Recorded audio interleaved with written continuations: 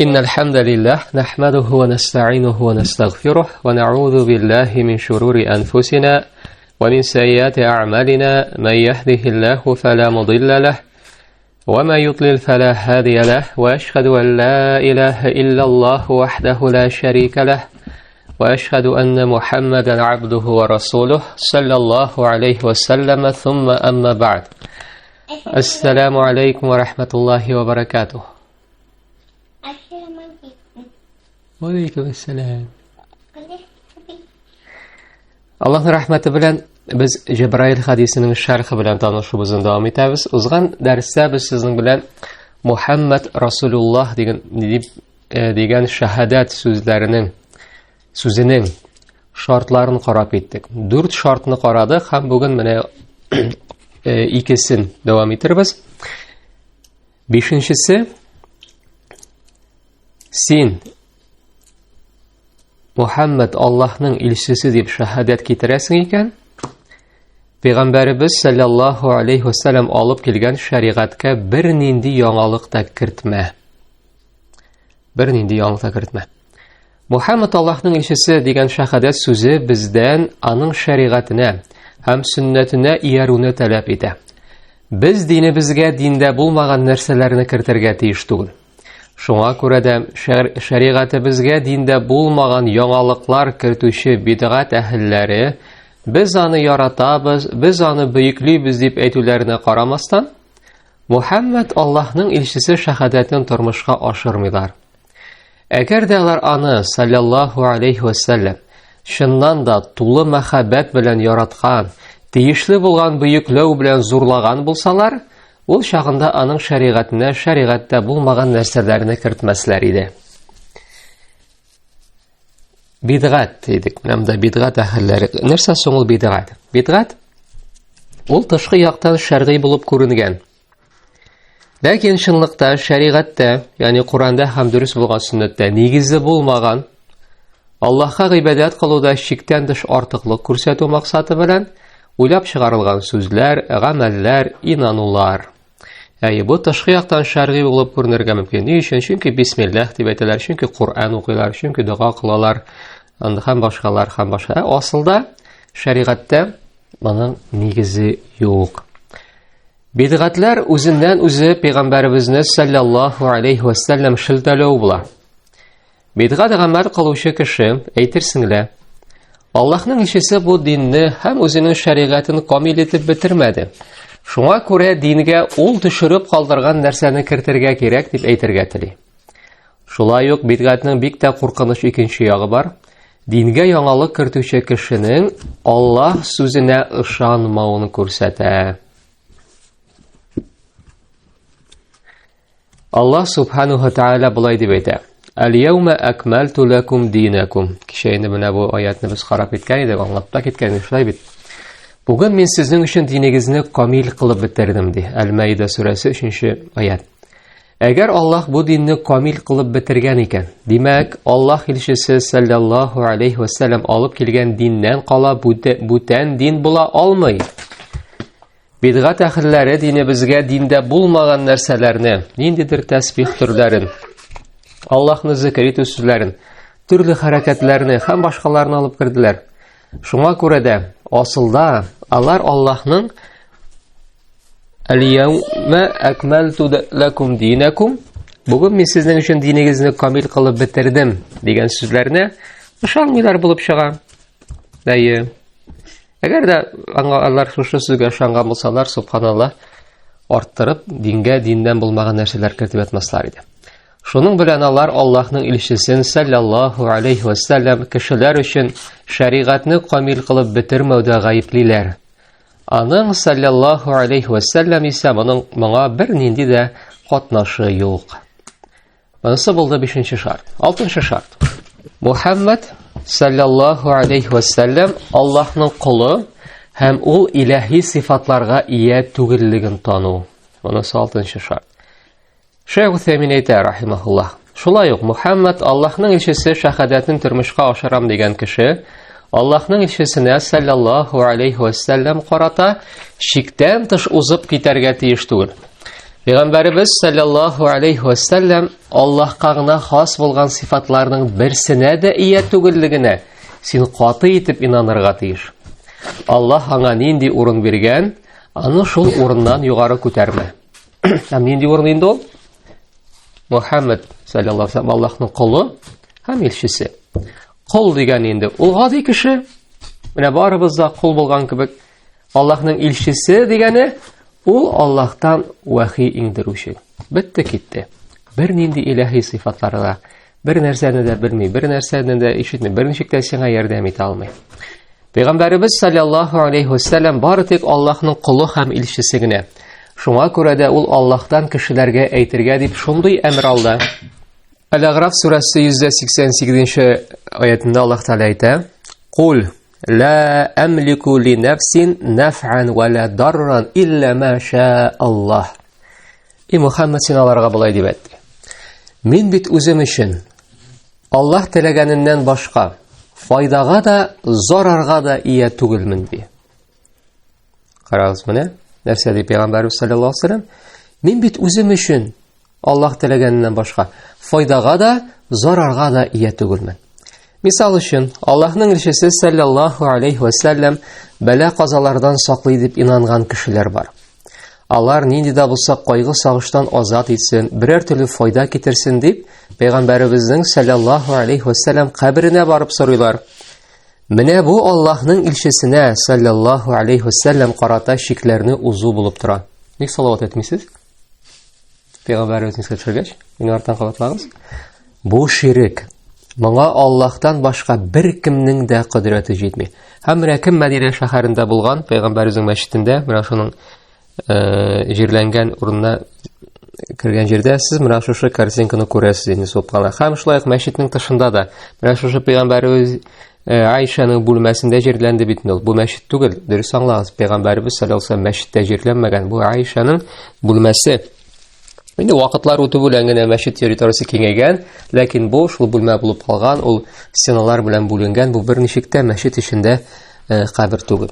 Менә шуны карыйсыз, хәтта урамда да субханаллах. Шушы Пәйгамбәребез җирләнгән кабергә борылып басып, кулларын күтәреп субханаллах шуннан дуга белән сорыйлар. Ә мөселман кешесе киресенчә, менә шушы менә кем Мәдинәдән булган ул белә.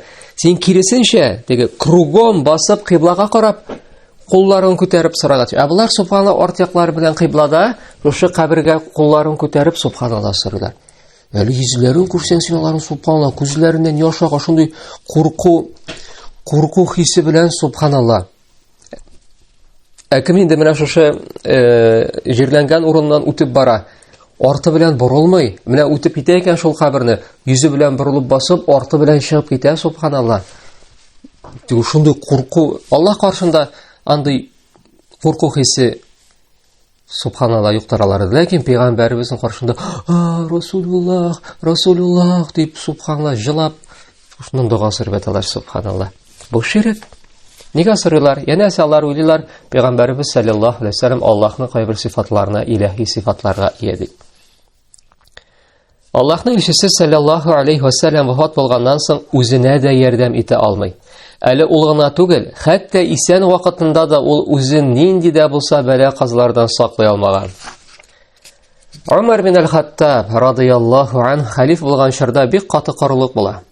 Сахабалар Пәйгамбәребезнең саллаллаһу алейхи ва саллям мәчетенә яңгыр сорау намазы укырга дип җыелалар. Истисха намазы дип атала. Алар бер дә Аллаһ илчесенең саллаллаһу алейхи ва саллям каберенә барып, "Эй Аллаһның илчесе, безнең өчен Аллаһтан сора әле, яки яңгыр яудырсын өчен безнең алда Аллаһ каршында шәфаәт кылалы" дип әйтмиләр. Умар радиллаһу анһу булай ди: "Эй Аллаһ, без сиңа Пәйгамбәребез аша, ягъни аның дугасы аркылы дәшә идек, һәм син безгә яңгыр яудырта идең. Ә хәзер без Пәйгамбәребезнең абыйсыннан сиңа мөрәҗәгать итүен сорыйбыз. Безгә яңгыр яудырчы." Шушы сүзләреннән соң ул Пәйгамбәребезнең саллаллаһу алейхи ва саллям абыйсы Аббаска радиллаһу анһу урыныннан торып, Аллаһка яңгыр яудыртуын сорап, дуга белән дәшергә әмр итә. Әлеге хадисне Имам Бухари китерә 1010 номер астында. Һәм менә шушы әйткән сүзләребезгә асты шөрмәдә дә файдалы менә комментарий укып китик. Шулай итеп, исән булган кешегә Аллаһтан яңгыр яудыртуны сорасын әле дип мөрәҗәгать итеп була. Әмма шул ук үтенечне үлгән кешеләрдән сорарга ярамый, бу ширк була. Нәрсә дип сорагансың Аббас әлеге дугасында? Зубайр бин Баккар Ал-Ансаб китабында Аббасның радияллаһу анху Аллаһка нинди дуга белән дәшкәнен тапшыра. Ул шундый сүзләр әйткән: "Эй Аллаһ, дөреслектә бәла-казалар бары тик гөнаһлар сәбәпле генә була. Һәм алардан бары тик тәүбә кылып кына котылып була. Синең пәйгамбәрең белән туганлык җепләре булганыма күрә, кешеләр сиңа минем аша дәштеләр.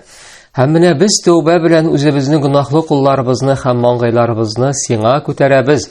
Безгә яңгыр җибәрче", дип сораган Аббас радияллаһу анху. Дәвам итәбез. Эзлеклелек югалмас өчен алдагы җөмләне кире укыйбыз. Һәм Умар Пәйгамбәребезнең абыйсы Аббаска урыныннан торып, Аллаһка яңгыр яудыртуын сорап дуга белән дәшергә әмер итә. Ни өчен шулай? Чөнки Аллаһның илчесе саллаллаһу алейхи ва саллям үлде һәм үлеменнән соң бер нәрсә дә эшли алмый. Ул бит үзе булай дип әйтеп калдыра: "Кеше үлгәннән соң 3 гамәленнән кала, аның бар гамәлләре дә бетә. Садака аль-җария, ягъни кеме торган садака, кешеләр файда ала торган гыйлем һәм аның өчен дуга кыла торган изге бала калдыру. Шушы 3 гамәленнән кала, бар гамәлләре дә бетә", диде Пәйгамбәребез саллаллаһу алейхи ва саллям. Садака аль-җария дидек.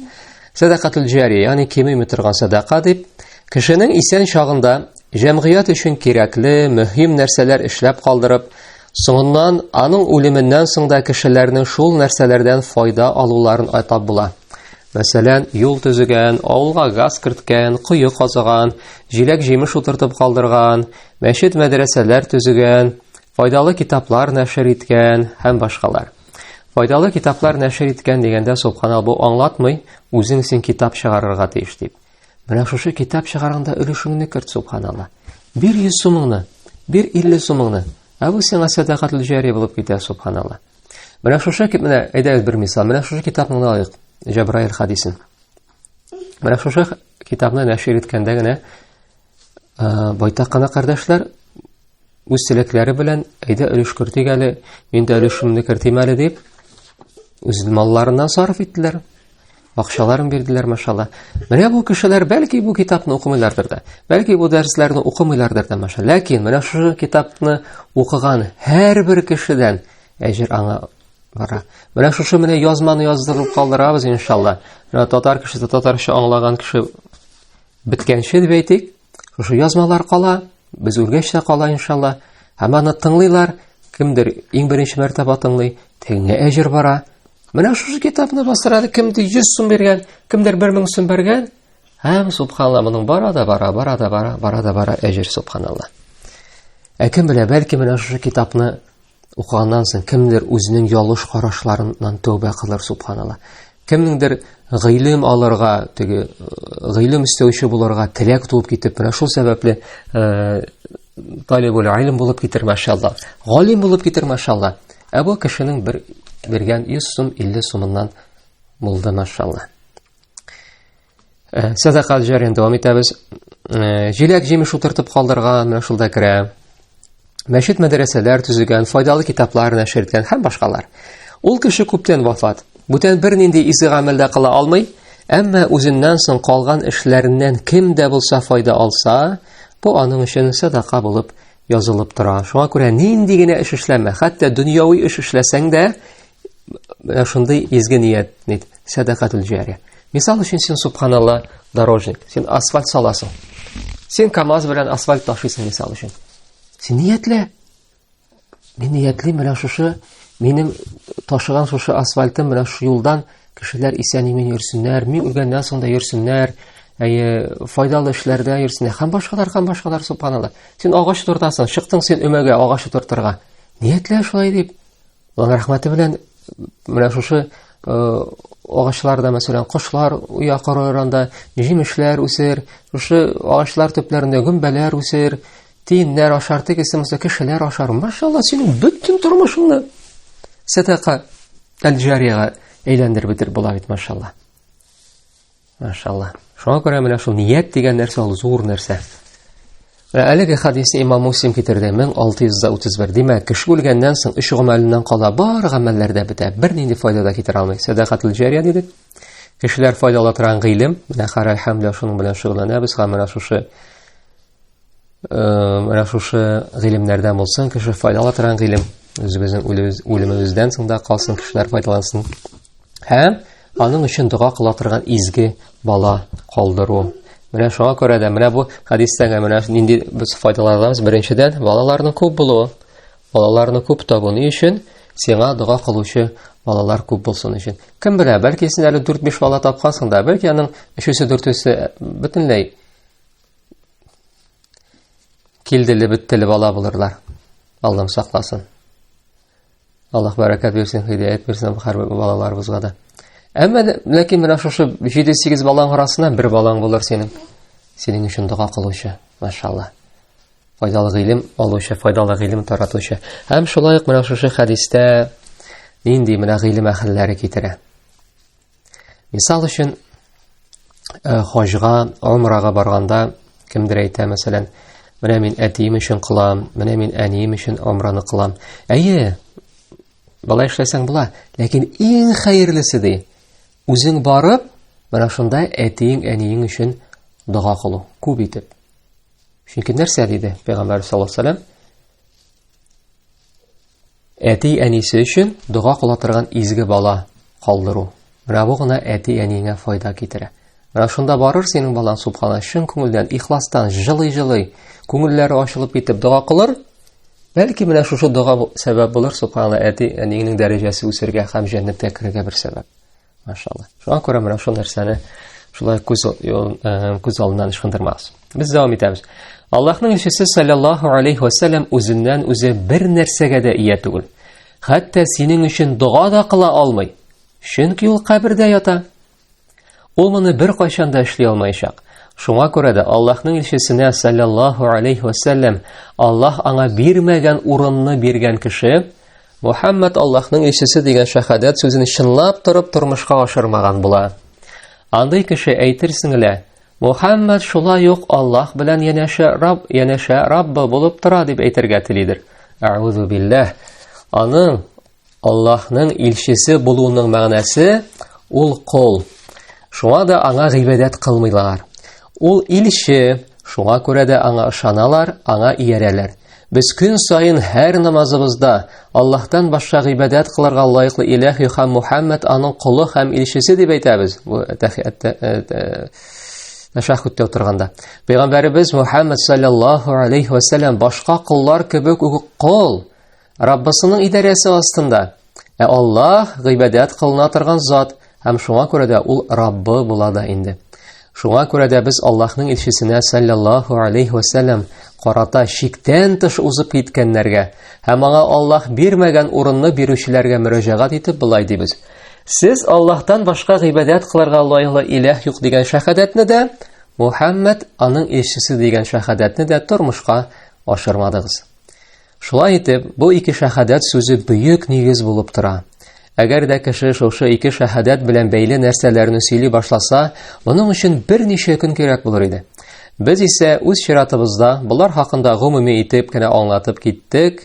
Аллаһтан безне шушы ике шәһадәтне инануларыбызда, сүзләребездә, амәлләребездә тормышка ашыручылар итсен иде дип сорыйбыз дип әйтә Шейх Усаймин. Аллаһтан шундый дуга белән дәшә һәм без дә аның дугасына кушылабыз. Амин. Шулай итеп,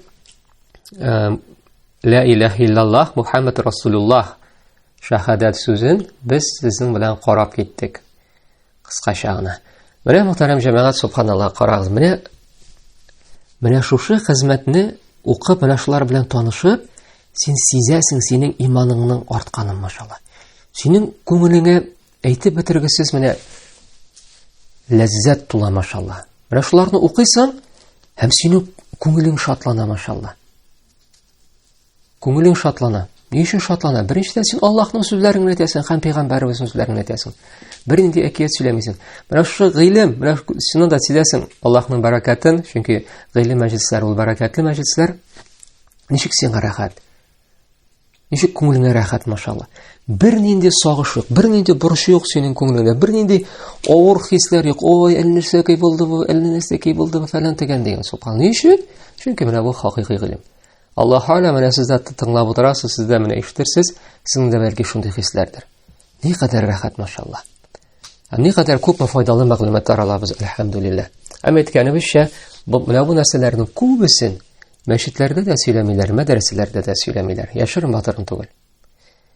Үзебезнең ишеткәнебез бар, кардәшләребезнең ишеткәнебез, хәтта кайбер мәдрәсә директорлары, омраларга группа җитәкчеләре булып барып, субхан, нәрсә дип әйтәләр икән? Менә Мәдинәгә килгәч, сез пәйгамбәребезгә дуга белән дәшегез. Дуга белән дәшегез пәйгамбәрбез, әле кайчан килерсез әле бу җирләргә дип. Мискин, субханалла. Мәдрәсә директор булып тора бу. Мәдрәсә директор булып тора. Шуңа күрә менә мин мәдрәсәгә кердем әле дип кенә, мин мәдрәсәгә керәм дип кенә алай эшләү кирәк түгел. Нинди мәдрәсәгә керәсең? Нәрсә укыталар анда? Нинди акыйда укыталар анда? Субханалла. Менә шуларны укыталармы? Ла илаһа иллаллаһның мәгънәсен аңлаталармы? Мухаммад расулуллаһның мәгънәсен, шартларын аңлаталармы? Әллә ширк кылырга чакыралармы? Аллаһым сакласын. Шулай итеп менә шушы өлешне бетердек.